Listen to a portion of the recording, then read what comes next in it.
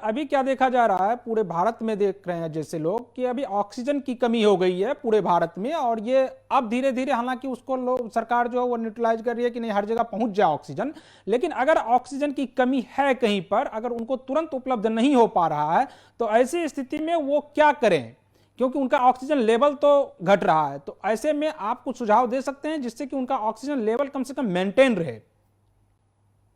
जी देखिए, इसके लिए तो आपको प्री प्लान ही करना पड़ेगा। ऑक्सीजन के लिए एक्चुअली कुछ एक्सरसाइजेज हैं, जी योगा है, प्राणायाम है, जी प्रोलॉन्गिंग एक्सरसाइज हैं, पर जी वो हेल्प करती हैं स्टार्टिंग में। जैसे कि आप अगर 93 है आपकी, 93% आपकी ऑक्सीजन सेचुरेशन है, जी 94 है, वो 2-3% बढ़ा देगी।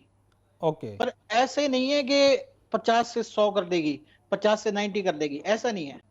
ओके और फिर दूसरी बात, अगर ऐसी सिचुएशन आ जाए कि भाई, हालांकि ये हॉस्पिटल की जिम्मेदारी है, ये जी हम आम लोगों की जिम्मेदारी नहीं है, जी हॉस्पिटल और प्रशासन की जिम्मेदारी है। पर जी अगर ये है कि अगर ऐसा हो जाए, तो एक्चुअली मैंने भी अपने अपने पेज पे भी, या फिर आप अपने वहां पे भी पूछ सकते हैं कि कहाँ से उपलब्ध करवा सकते हैं, और फिर वहां से अरेंज कर दीजिए। अच्छा, वो करना। ऑक्सीजन ऑक्सीजन कंसंट्रेटर के बारे में भी आजकल चलन है बहुत ज्यादा कि ऑक्सीजन कंसंट्रेटर जो है वो लोग अगर ले लें अपने घर में तो उससे भी आप बचाव कर सकते हैं, आपको बार बार रिफिल कराने की जरूरत नहीं होगी। तो आप उसके बारे में क्या सजेस्ट करेंगे? परवीन झा जी, ये आपने बहुत ही अच्छा क्वेश्चन पूछा है। पर देखिए, ये ऑक्सीजन कंसंट्रेटर की जरूरत कब पड़नी है? जी जब आदमी को हो जाएंगे मॉडरेट, मतलब जब वो बेड पे आ जाएगा। जी और मतलब उस टाइम, अब उसको अगर घर में रख के ऑक्सीजन दी जाए, सिर्फ ऑक्सीजन देना ही इनफ नहीं है।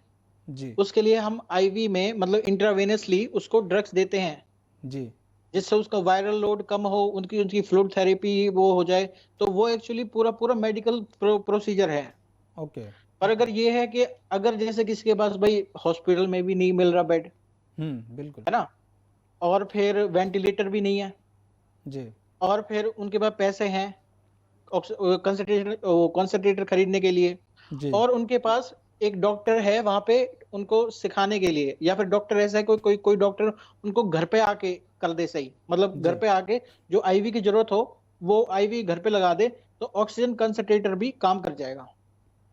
पर अच्छा ये सारी कंडीशन मेट करना थोड़ा मुश्किल है, पर वो अगर घर पे ही मेडिकल वाली सुविधाएं घर पे दी जा सकती है तो काम कर जाएगा। अगर मान लीजिए वहां के हॉस्पिटल में, चाइना के हॉस्पिटल में किस प्रकार से पहले ही व्यवस्था कर लिया जाता है, जैसा सुनने में आ रहा है कि वहां पर कोई भी हॉस्पिटल हो, अगर अगर उसके पास ऑक्सीजन का प्लांट नहीं है तो उसको पहले हॉस्पिटल होने का दर्जा ही नहीं मिलेगा, यानी वहां पर आप हॉस्पिटल खोल ही नहीं सकते हैं।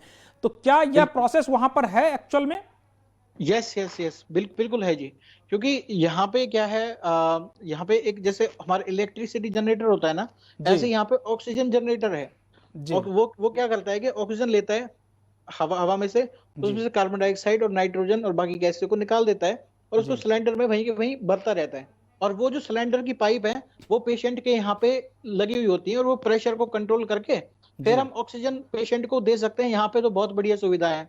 पर एक्चुअली इंडिया में आई थिंक, और यहाँ पे जो भी हॉस्पिटल खुलता है, वो WHO की जो गाइडलाइंस हैं, उनका जी जो क्राइटेरिया है, वही वही अगर आप जब तक मैट नहीं करते उसको, तब जी तक हॉस्पिटल नहीं खुलते। मतलब जो भी डेवलप्ड कंट्रीज हैं उन सब में ही ऐसा ही है। मेरे दोस्त हैं जर्मनी में हैं, उनके यहाँ पे ओके भी सेम है, ऑक्सीजन की कभी कमी नहीं पड़नी। पर ओके इंडिया में लाइक प्राइवेट है, तो इसलिए उनका आई थिंक पैसे बचाते हैं, क्योंकि सिलेंडर खरीदना आसान है, सस्ता है। एक बार सिलेंडर खरीद लिया, उसको भरवाते रहो, वो करते रहो। वो थोड़ा थोड़ा लाइक पैसे इन्वेस्टमेंट मांगती है।